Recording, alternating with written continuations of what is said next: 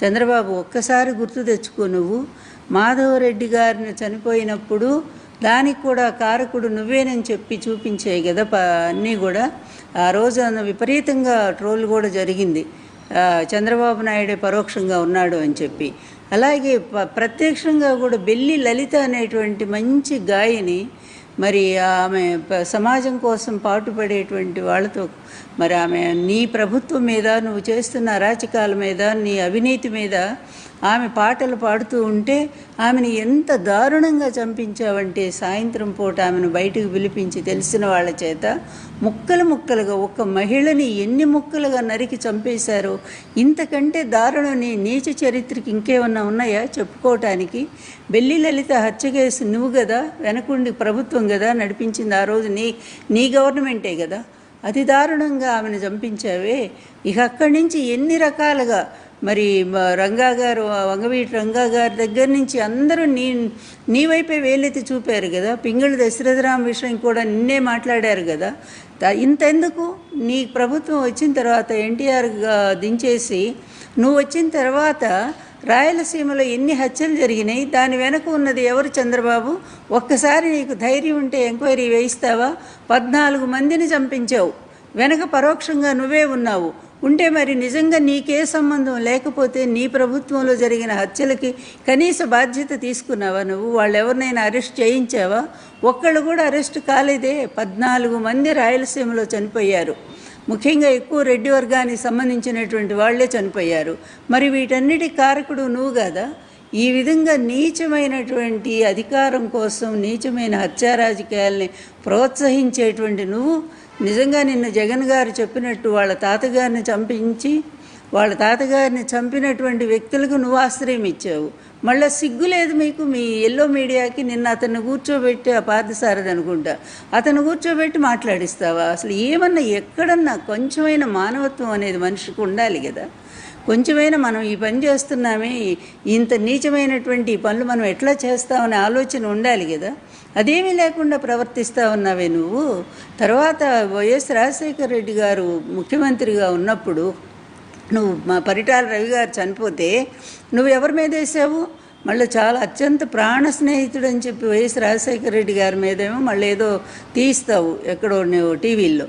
కానీ నువ్వు ఆయన కొడుకు మీద నిందలేసావు ఆ రోజు శాసనసభలో.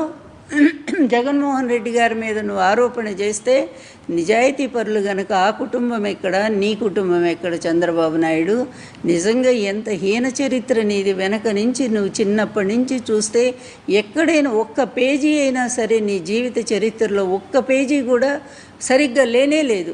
ఎప్పుడూ కూడా ఈ నమ్మక ద్రోహానికి నువ్వు మొదటి నుంచి ఎవరైతే నిన్ను నమ్మారో, స్నేహితులు కానివ్వండి, నిన్ను ఆదరించినటువంటి పాకాల నారాయణ స్వామి లాంటి పెద్దలు కానివ్వండి, అందరికీ నువ్వెంత వెన్నుపోటు పడిచావో ఇది అందరికీ తెలిసినటువంటి చరిత్రే. కానీ నువ్వు తర్వాత వైఎస్ రాజశేఖర రెడ్డి గారు ఏం చేశారు? వెంటనే సిబిఐ ఎంక్వైరీ చేయించారు. అది నిజమైనటువంటిది ధైర్యం అంటే, నిజాయితీ అంటే అది. అట్లాంటి వ్యక్తిని నువ్వు సిబిఐ ఎంక్వైరీ వేశారు. సిబిఐ ఎంక్వైరీలో ఎక్కడా కూడా జగన్ గారి పేరు లేదు. మొదటి నుంచి జగన్ గారి మీద, వైఎస్ రాజశేఖర రెడ్డి గారి మీద పడి ఏడుస్తూనే ఉన్నావు కదా. నీ ఏడు పాడుగాను, ఎందుకంటే అమాయకుడైనటువంటి ఎన్టీఆర్ గారిని పొట్టన పెట్టుకున్నావు.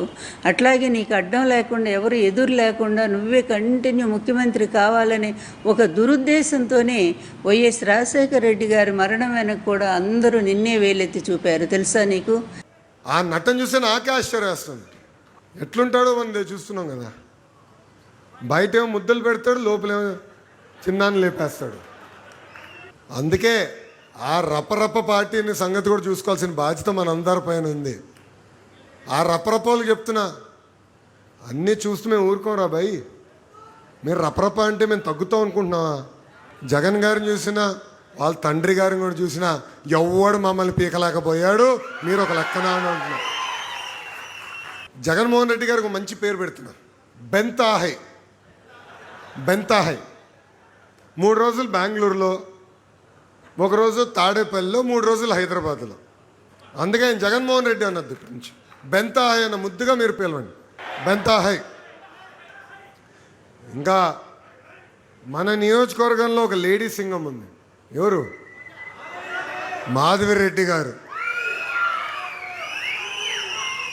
కరెక్ట్గా 9 నెలల ముందలు వచ్చారు. ఆరు కష్టపడ్డారు, ప్రతి గడప దొక్కారు, ప్రజలు మనసు గెలుచుకున్నారు. గెలిచిన తర్వాత ఇంట్లో పడుకోలే, చంకలో ఫైల్స్ పెట్టుకొని నన్ను కలుస్తాం కానివ్వండి, ముఖ్యమంత్రి గారు కలుస్తాం కానివ్వండి, అంతెందుకు గౌరవ ఉప ముఖ్యమంత్రి గారిని కూడా కలిసి నియోజకవర్గానికి నిధులు రావాలన్నా, లేదంటే వాళ్ళ ద్వారా అంటే పవన్ అన్న ద్వారా టూరిజం మినిస్టర్ గారికి రికమెండేషన్ చేయించుకోవాలన్నా కూడా వదిలిపెట్టకుండా పనులు చేపించే శాసన సభ్యురాలు మాధవిరెడ్డి గారు. ఆమె పట్టుదలతో ఇప్పటికే 750 కోట్ల రూపాయలు విలువైన అభివృద్ధి కార్యక్రమాలకి మనం శ్రీకారం చుట్టాం. త్వరలో అనేక కార్యక్రమాలు కూడా మనం పనులు కూడా ప్రారంభించకపోతున్నాం. అందుకే ఇక్కడున్న నాయకులు కార్యకర్తలందరికీ పిలిపిస్తున్నాం, గ్రూప్ రాజకీయాలు దూరంగా ఉండండి. పార్టీ అనేది శాశ్వతం, ఈ భూమిపైన వ్యక్తులు కాదు. సో పార్టీ ఏ పిలిపించినా దానికి కట్టుబడి ఉండాలి.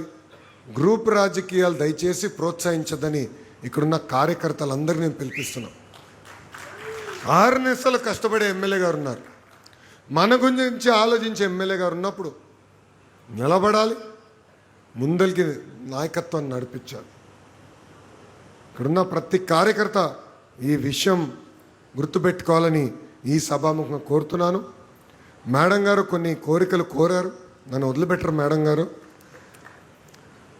అర్బన్లో ఉన్న ప్రభుత్వ పాఠశాలలన్నీ మెరుగుపరచాలని మేడం గారు కోరారు. తప్పనిసరిగా ఆ బాధ్యత నేను స్వీకరిస్తున్నాను. ఇన్ఫ్రాస్ట్రక్చర్ మెరుగుపరచాలి. అందరూ చప్పట్లు కొట్టి ఇంటికి వెళ్తాం కాదు, పర్ఫార్మెన్స్ ఇంప్రూవ్ చేయాలబ్బా. మీరు చూసారా, మొన్న యాడ్ ఇచ్చా పేపర్లో, ప్రభుత్వ పాఠశాలలో అద్భుతంగా ఫలితాలు వచ్చిన పిల్లలు ఫోటోలు పెట్టి యాడ్లు ఇచ్చినాం. ఆంధ్ర రాష్ట్ర చరిత్రలో మొదటిసారి అది. కానీ నేను అక్కడితో సంతోషం పడలా.